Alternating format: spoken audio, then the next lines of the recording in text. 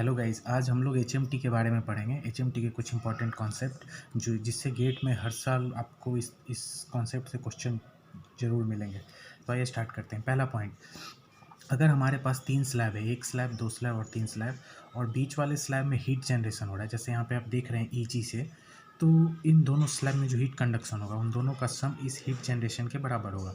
यानी ईजी जो कि हीट जनरेट हो रहा है, तो Q conduction in one, Q conduction in one plus Q conduction in two, ये दोनों बराबर होंगे।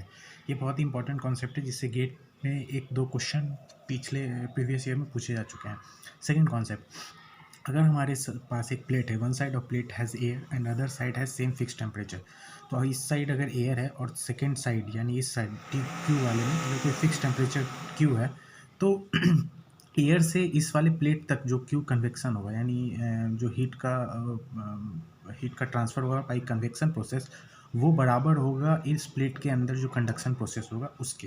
यानी Q conduction in the plate is equal to Q convection between air and the plate. ठीक है। थर्ड पॉइंट, अगर हमारे पास कोई लॉन्ग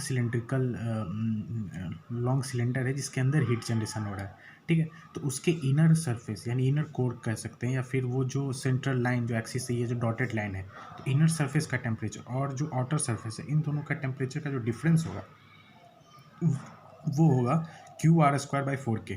जाहिर सी बात है टी नॉट बड़ा होगा क्योंकि अंदर हीट जनरेशन हो रहा है और ये हीट इस रेडियल डायरेक्शन में इस तरह से फ्लो हो रहा है, और आउटर सरफेस पे कम टेम्परेचर होगा। तो T naught minus T W जो वैल्यू होगा वो Q R square by 4K, where R is the radius and K is the thermal conductivity of the cylinder. ठीक है। आइए चौथा कॉन्सेप्ट पढ़ते हैं गाइज। अगर हमारे पास ये दो इनफाइनाइट प्लेट हैं और इनके बीच में शील्ड है, शील्ड इज बेसिकली इन दोनों के बीच में जो रेडिएशन होता है उसको कम करने के लिए दिया जाता है।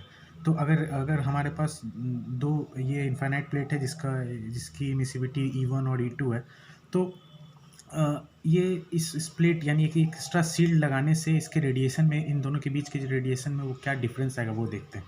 तो अगर एन शील्ड है हमारे पास, तो एन शील्ड लगाने के बाद जो रेडिएशन होगा वो n+1 टू E-1। अगर यहाँ पे E1 और E2 दोनों बराबर ले लिया है, ठीक है, और अगर विदाउट शील्ड होगा तो रेडिएशन का जो होगा वो प्रोपोर्शनल होगा 2/E-1 के। ठीक है।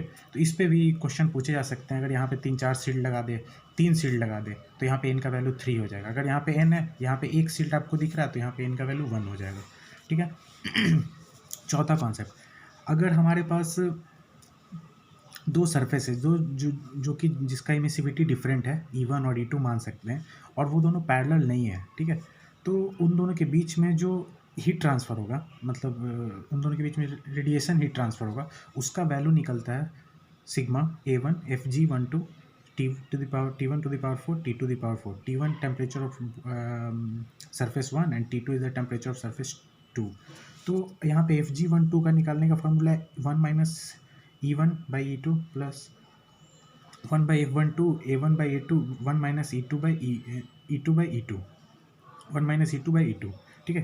तो ये बहुत इंपॉर्टेंट कॉन्सेप्ट है, इसको आप ध्यान में रखिएगा, इससे हर साल क्वेश्चन पूछे जा सकते हैं। ठीक है। अब ये आते हैं 6 पॉइंट, लम्प्ड सिस्टम एनालिसिस। ये जैसा कि आप यहाँ पे देख चुके हैं स्टार मार्क बना हुआ है, ये बहुत इंपॉर्टेंट कॉन्सेप्ट है। तो इसमें क्या है कि T - TF ये फार्मूला होता है, Ti - TF EHA रोस VCP T।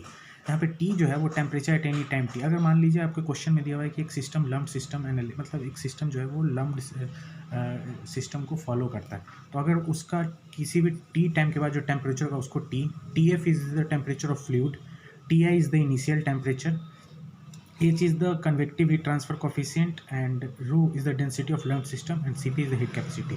ये जो फार्मूला है इससे आप प्रीवियस ईयर देखेंगे तो 15-20 क्वेश्चन तो नहीं, 10-12 क्वेश्चन जरूर पूछे गए हैं, और ये फिक्स रहता है कि हर साल इससे जरूर क्वेश्चन आएंगे। तो ये एक फर्स्ट पार्ट है जिसमें 6 इंपॉर्टेंट कॉन्सेप्ट मैंने आपको बताया, और ये सारे कॉन्सेप्ट आपको ध्यान में रखने हैं जिससे आप गेट के क्वेश्चन आसानी से सॉल्व कर पाएंगे। Thank you guys.